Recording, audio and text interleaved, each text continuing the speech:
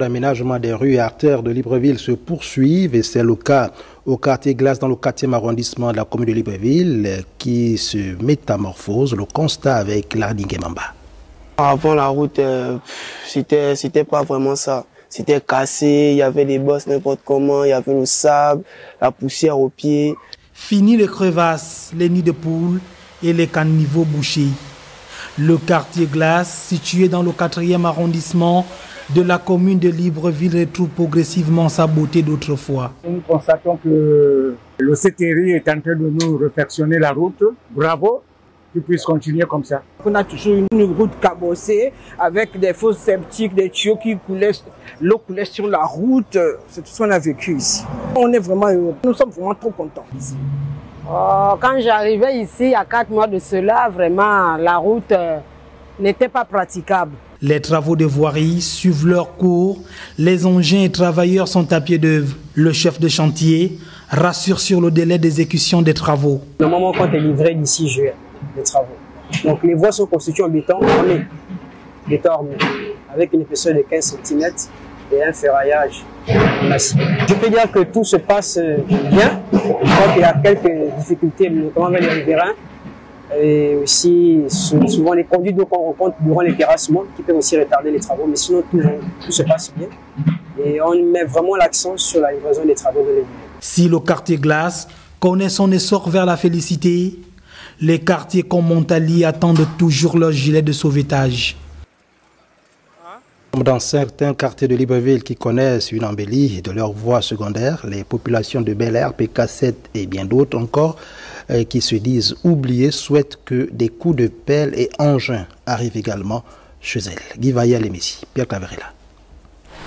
Les travaux de construction et de réfection des routes suivent leur cours dans la capitale. À la base, moi je trouve que c'est quelque chose de bien parce qu'on vivait dans une zone vraiment très boueuse et c'est une grâce pour nous déjà d'avoir une route bien en bon état, donc pour moi ça va. Cependant d'autres zones comme Bel Air, PK7, Lalala et bien d'autres semblent être oubliées. Nous sommes là sur la ruelle de Hilaire-Bioré, derrière la mairie de Nzayon. Quand j'ai vu les travaux là-bas, vraiment j'ai mis ça en prière. On vit tout un calvaire. Les habitants de la droite côté pont public vivent un calvaire tous les jours. Vous voyez l'état de la route, elle est comme ça depuis Léomba. Donc quand il pleut, non seulement il y a l'érosion, mais également on patauge dans la boue. Vous avez vu l'état de nos voitures en ce moment? Nous passons tout le temps qu'au garage. Si vous pouvez nous aider, nous mettre un peu de pavés, faire quelque chose ici aussi. C'est un quartier qu'on oublie, mais vous avez vu toute la population qui est ici à Bel Air.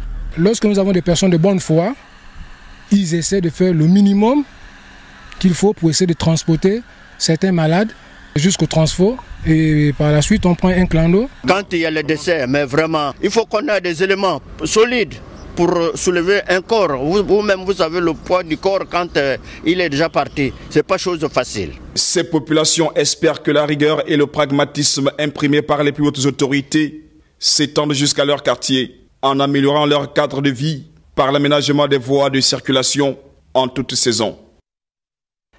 Allons-y à présent à Santa Clara, située dans le 1er arrondissement de la commune d'Akanda. Là-bas, les populations font face à d'énormes difficultés, absence d'eau potable et d'électricité. À cela s'ajoute le mauvais état de la route. Rita Bogo, Ndong, Guissa Dinzambo pour le constat. Avoir de l'eau et de l'électricité devient un luxe pour les habitants du quartier Santa Clara Park, dans le 1er arrondissement de la commune d'Akanda. Pourtant, il y a 3 ans, des travaux avaient été lancés pour améliorer l'énergie et l'adduction d'eau dans les ménages pour une durée respective de 6 et 2 mois. Aujourd'hui, tout est à l'abandon, une situation qui emmène la population à faire recours aux méthodes archaïques.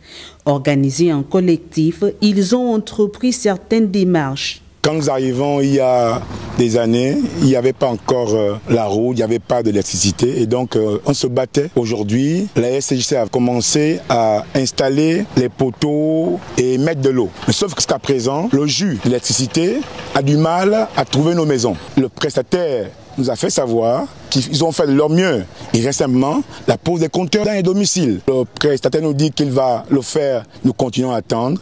Nous craignons que nous arrivons encore à 1 an. À quand le développement chez nous? Voici le cri d'alarme que pousse au quotidien des riverains.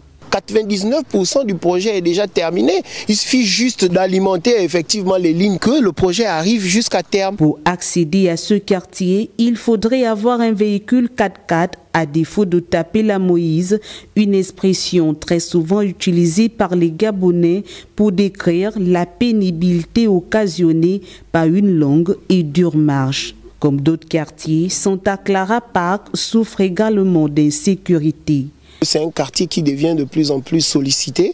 Donc il y a des vols, tous les câbles qui traînent ont causé déjà 2 incidents. Notre route, en saison de pluie, la route est presque inaccessible. Les camions qui font dans la livraison de matériaux de construction ne nous arrangent pas. Que la dynamique que nous observons un peu partout, que nous aussi nous soyons touchés par la même dynamique. Voilà qui est dit, ces populations fondent désormais leurs espoirs sur les nouvelles autorités.